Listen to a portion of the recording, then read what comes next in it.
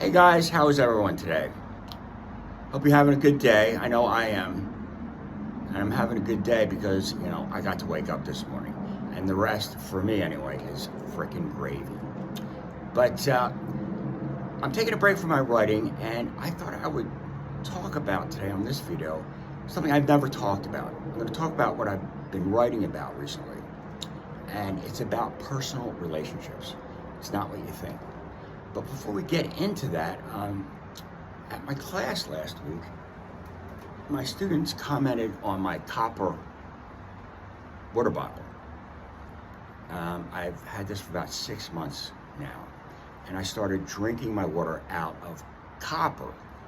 And I've been on a mission, a quest this last year to find ways to improve my health, my overall health, that are outside of the box, outside of the modern Western medical model box. Okay, and drinking out of copper comes out of an ancient medical tradition that comes from India. It's called Ayurvedic medicine. Now, India has this tradition, as well as China, traditional Chinese medicine. They both are very old, and they're different, but both are completely different than Western medicine. Because what the two have in common is that they're about balancing the body, bringing harmony to the body, so that we don't get disease or conditions, we stay healthy. Whereas the Western model, we are, it's always after the fact.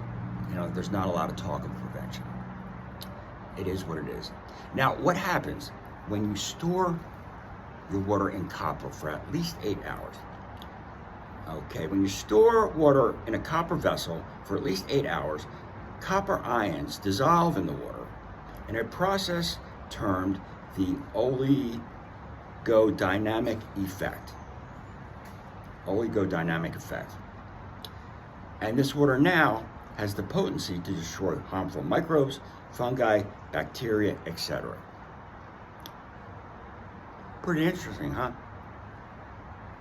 What's more interesting is that when I bring up Ayurvedic medicine, Chinese medicine, alternative, even complementary practices like Reiki, many people just shut down and they don't want to hear it. Most have heard of Chinese medicine. Ayurvedic medicine, practically nobody. And what can that do? And sadly, friends, we are all victims of our belief systems and our programming, all of us. And we all have our own box. And I have found that most people don't want to have their belief systems challenged. It takes a very secure person, an open-minded person, to have a little sliver room in their belief about their belief systems that maybe what they believe to be 100% true might not be, right? And it was Buddha who said it first. Just because you believe something to be true does not make it so. Just saying. And so I drink out of copper now, came across parasite cleanses, heavy metal cleanses. These are just things easy to do that you're going to reap the rewards. And there are plenty from those two. Those three. Now, do I feel a difference from the copper? No. But I know it's doing something good for me. Now, back to the topic. Personal relationships. Have you ever met a person, when you first meet them, there's something vaguely familiar about them, and after you're talking for a short time, it feels like you've known them all your life, right? Or we all have that handful of friends that we might not see each other for years, if not decades. And when we do get together, it's like no time had passed and we pick up right where we left off, right? You know what I'm talking about. These people are a part of what's known as our soul family. Okay, now what a soul family is, when we incarnate each lifetime, we don't do it alone. We do it with a group of people, a group of beings, the same group every time. Now what happens is we powwow before we show up in the next lifetime, and we talk about circumstances. okay, this time I'll be the abusive teacher at school. And, you know, you can be the mother and you can be the neighbor and, you know, that sort of thing. And we come here and we play it out.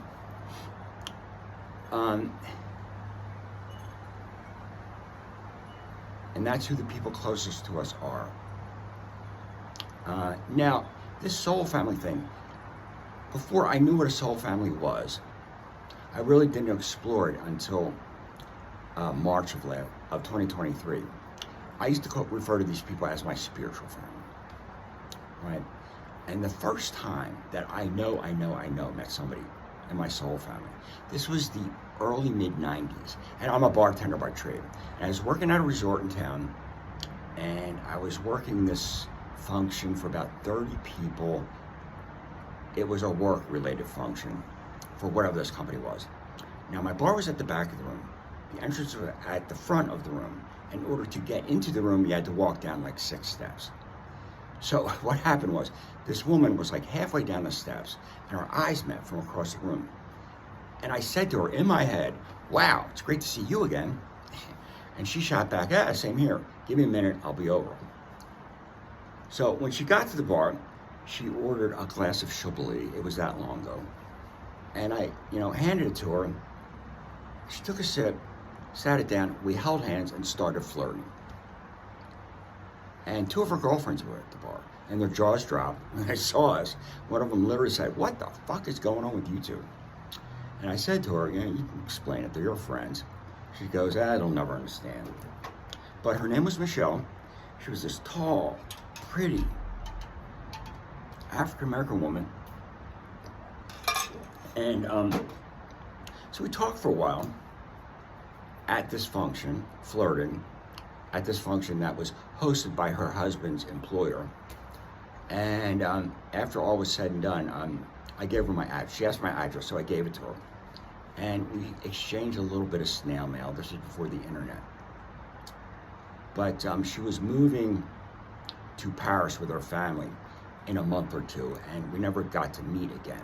And that's a good thing, because guys, all I wanted to do with Michelle was make a baby.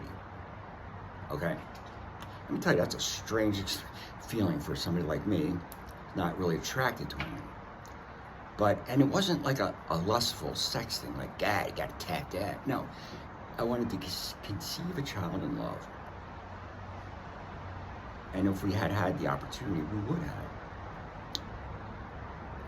And it is what it is. Now, like I said, when I started to explore this, go down the rabbit hole of soul family, it happened in March of last year. That's when I met a new client. This gentleman called Mike, he and his family comes down to Phoenix to vacation a couple times a year. And on this trip, he reached out to me, and I set up a session for he and his son.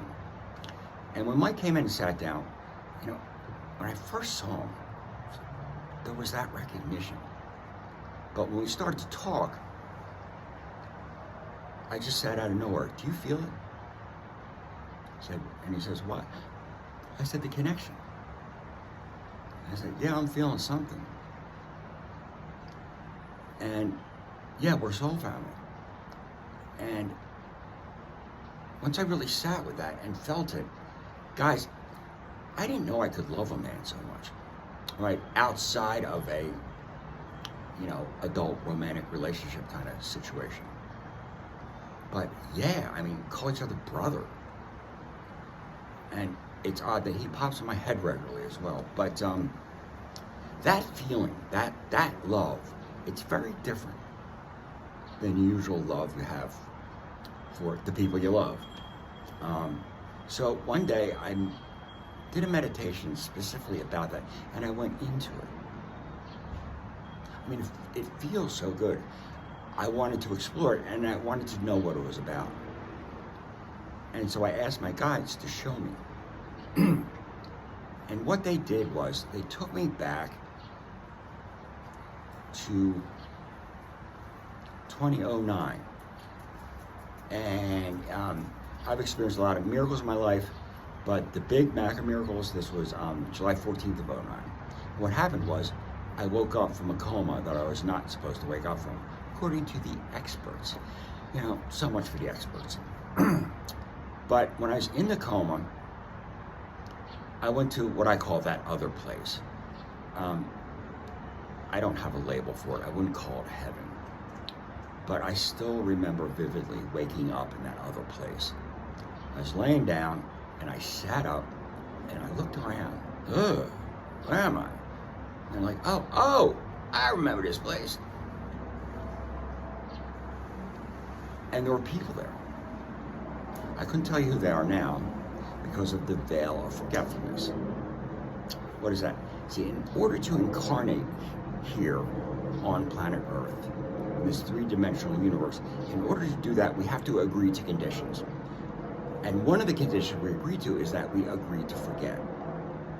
Because if we knew here what we know there, life here would not be what it's supposed to be. Like the game of life, the quest, the journey. And it is a journey. And there is a destination. And it's not a place. And eventually you get to a point where you can see what the destination is. And from that point, it makes perfect sense. No other. And what is the destination? It's to connect to the God we all have here. And remember that and be that. Just saying. But back to the people. There were people there, like I said, beings. Couldn't tell you who they are now, but the love I felt for these people was unlike any I've ever felt before and since. It was a love that was so immense and so old and forever. It's forever. Oh, it was glorious, glorious. And when they took me back to that, that's when I made the connection. It's a version of that I feel for people like Mike or my nephew or whomever, the soul family people I meet here today. And I like that feeling a lot. And once I was done processing that meditation, I wanted more. I wanted more people like that in my life. And I wanted more because it feels wonderful, but also these people nourish me in a way I can't get nourished anywhere else. I can't explain it, but they just do. And so what I did was I started to consciously call my soul family to me. Universe, send them my way. And